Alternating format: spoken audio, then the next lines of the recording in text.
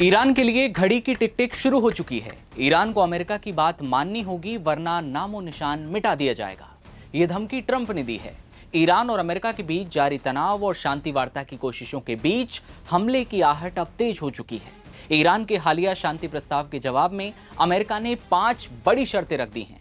ये शर्तें कौन कौन सी हैं, ट्रंप ने कौन सी धमकी दी है, आपको आगे बताएंगे। उससे पहले ये बता दें कि इजराइल के प्रधानमंत्री बेंजामिन नेतन्याहू ने अमेरिकी राष्ट्रपति डोनाल्ड ट्रंप से बात की है। अभी अभी चीन से ट्रंप लौटे हैं, लेकिन आते ही नेतन्याहू से बातचीत ईरान पर किसी बड़े हमले की साजिश की ओर इशारा कर रही है और यही खुलासे भी हुए हैं।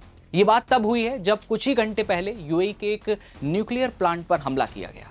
राष्ट्रपति डोनाल्ड ट्रंप ने ट्रुथ सोशल पर अपनी एक एआई जनरेटेड तस्वीर पोस्ट की और इसके साथ कैप्शन में लिखा, ये तूफान से पहले की शांति थी।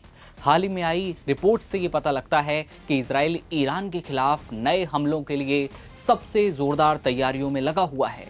अमेरिका और इजराइल पिछले महीने हुए संघर्ष विराम को लेकर समझौते हुए थे, जिनको लेकर बातचीत चल रही थी, वो अब पूरी तरह से खत्म होते नजर आते हैं। एक और पोस्ट में राष्ट्रपति ट्रंप ने ईरान को चेतावनी दी कि अगर उसके नेताओं ने जल्द कार्रवाई नहीं की तो उन्हें इसके गंभीर परिणाम भुगतने होंगे।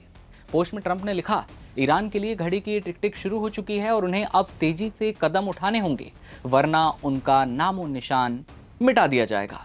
समय बहुत कीमती है। अब बात ईरान से बातचीत के प्रस्ताव में अमेरिका की उन 5 शर्तों की करते हैं।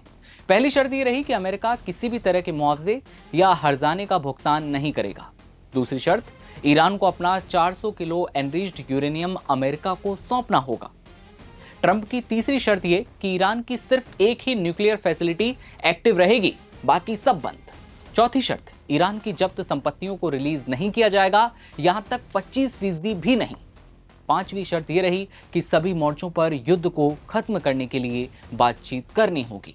लेकिन क्या ईरान अमेरिका की शर्तों को मानेगा?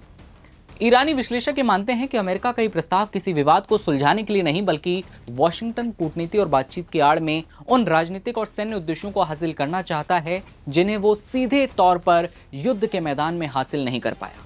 इससे पहले ईरान ने भी अमेरिका के सामने 5 शर्तें रखी थी, जिसमें लेबनान सहित सभी मोर्चों पर दुश्मनी खत्म करना, प्रतिबंध हटाना, फ्रीज संपत्तियों को रिलीज करना, युद्ध का हर्जाना देना और हॉर्मुज पर ईरान की संप्रभुता को स्वीकार करने की मांग शामिल थी।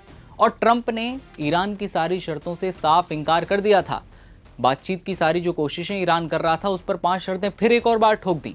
ऐसा लगता है जैसे कि अमेरिका और ईरान शर्त और धमकियों का खेल खेल रहे हैं, लेकिन कब ये एक महान बड़ा विस्फोटक बनकर उभर जाए, इस बारे में कोई कुछ नहीं जानता।